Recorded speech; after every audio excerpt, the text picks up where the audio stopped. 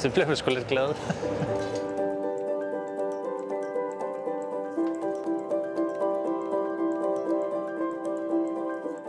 I dag har jeg fået muligheden for at komme ud på glas, hvor jeg skal prøve at eksperimentere med overflader i glas. Jeg har siden jeg var barn været helt vildt nysgerrig på det her glaspusteri. Derfor er det super spændende, at jeg har fået muligheden for at gå sammen med Chris herude og eksperimentere og lege, og vi laver overflader, og jeg så gør jeg får lov at lave min egen snapseflaske. Det er jo sindssygt fedt.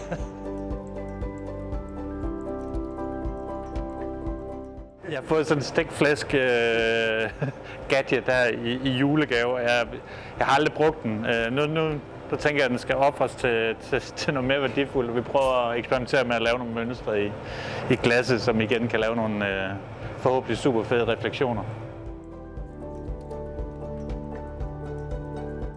Jeg tegnede i går aftes skitserne til en vase, eller en flaske, som jeg synes skulle være sindssygt fed.